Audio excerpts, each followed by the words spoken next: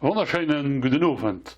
Ich begrüße euch ganz herzlich für als allererste Emission am Jahr 2022 und wünsche euch nach glücklich an der guten Jahr für allem eine gute Gesundheit.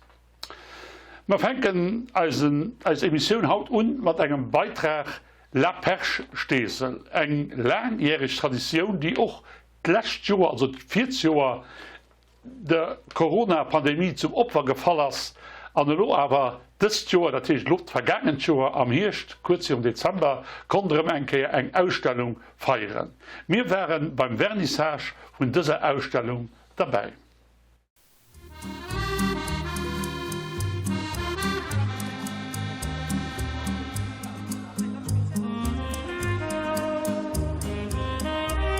So, schönen guten Abend alle Guren.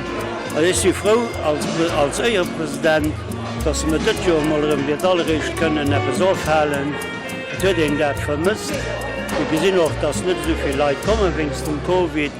Wir hoffentlich, dass es mal noch besser geht, wie es heute ist. Aber ich meine, wir sind froh, dass wir können zusammen kommen. Und wir machen noch die Tester, wie das vorgeschrieben ist. Und ich hoffe, dass wir schönen Erfolg schon an unserem Fest.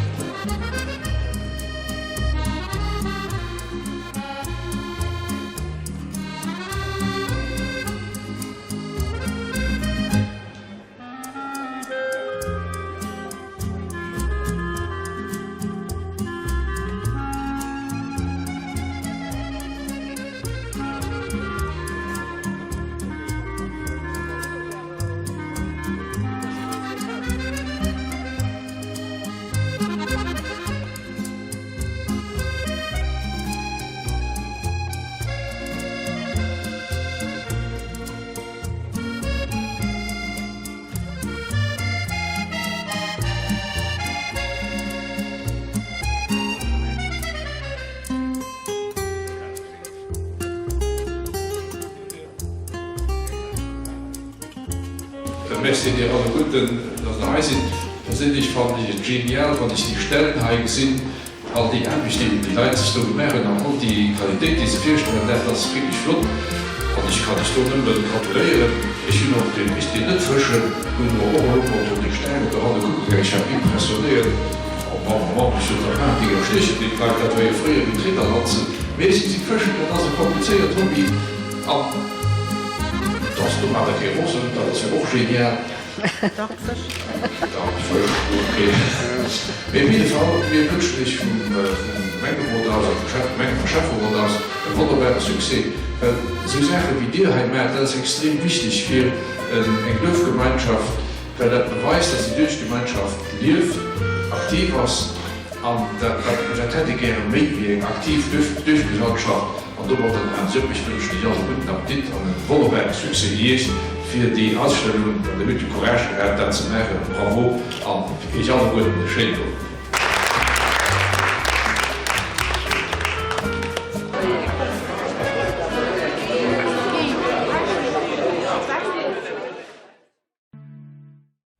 Dasselbe gilt ein bisschen für die Rentnerfeier. Auch die war der Corona-Pandemie zum Opfer gefallen. Dieses Jahr heißt letztes Jahr, konnte eine Rentnerfeier aufgehalten gehen, unter den niedrigen Covid-Bedingungen natürlich. Für die Erhaltung hat Ernie Deloche an Sandy Botsch gesetzt.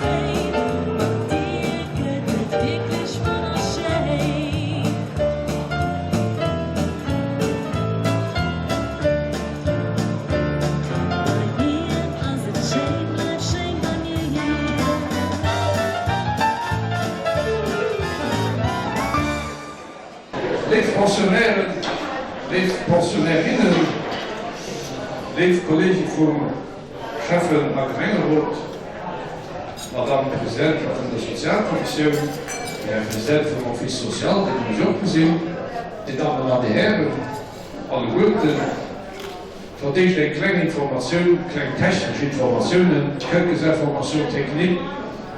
Je vais parler en français parce que tout le monde ne comprend pas luxembourgeois, comme le Luxembourg est un pays compliqué, il faut parler toutes les langues. Quelques petites mesures techniques parce que vous l'aurez certainement tous compris jusqu'à présent que nous sommes dans une période de Covid et qu'il faut faire attention à certains petits détails. Ainsi, un des petits détails, c'est qu'on ne va pas danser. Je sais qu'il y en a l'un ou l'autre, ou l'une ou l'autre qui ne sont pas contents, mais c'est comme ça. Et puis, il y a aussi, on reste le plus assis que possible. On ne peut pas se promener autour, et si l'on doit se lever, par exemple, pour aller vers là-bas, eh bien, vous mettez le masque, s'il vous plaît. Et puis, on va essayer de ne pas trop rester trop longtemps ici. On arrêtera vers 16h, c'est-à-dire vers 4h de l'après-midi. Ce sont des petits détails, c'est pas bien grave parce qu'on est tous contents que l'on soit déjà là, parce qu'il y a beaucoup d'organisations qui sont arrêtées, donc on est content qu'on soit là. L'animation est faite par Ernie Deloche et Sandy Bosch.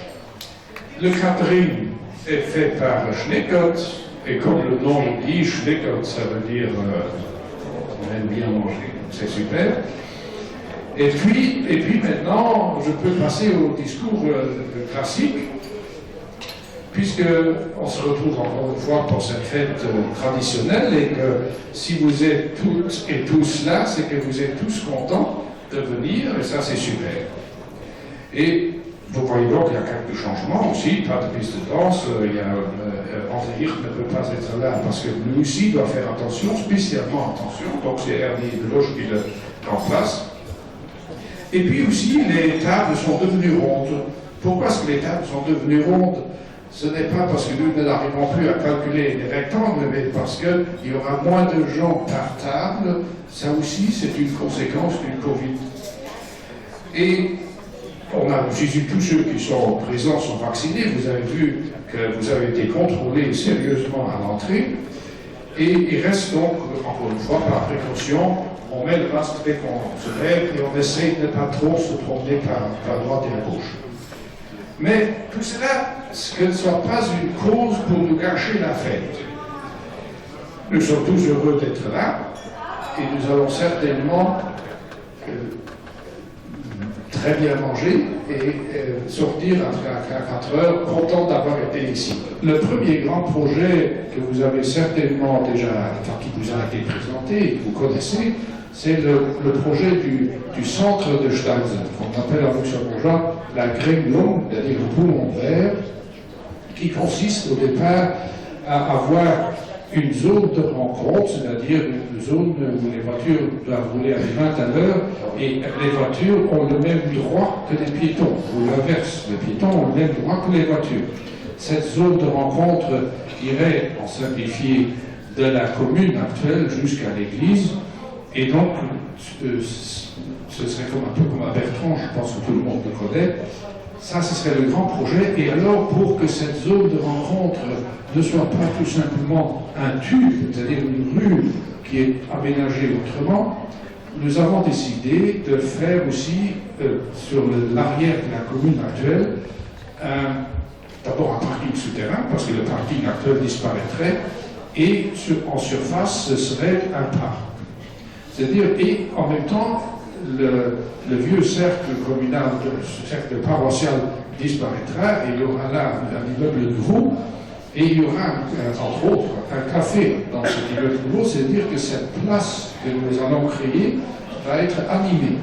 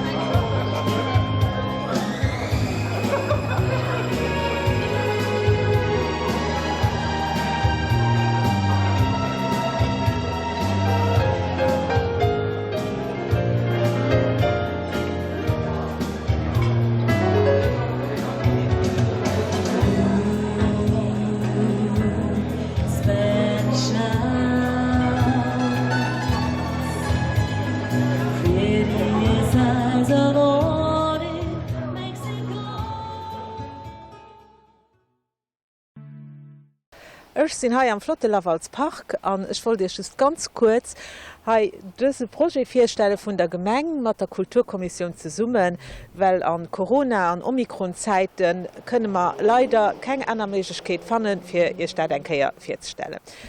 Es geht um einen Stopp für den MUB.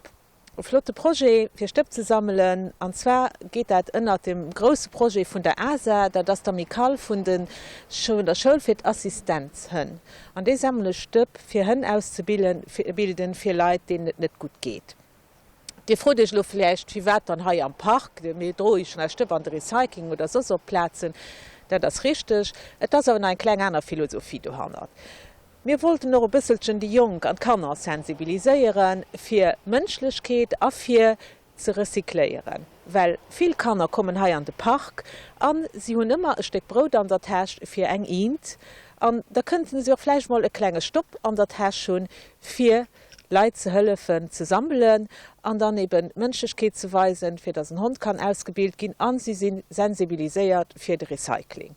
Wir sind nicht mehr keine Stopp ran und dann haben wir etwas Gutes getan.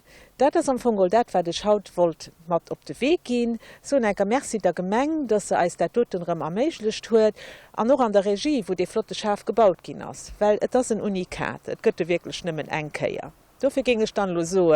Ich hoffe, die Message ist angekommen, gefällt dir und da lassen wir zusammen recyclieren.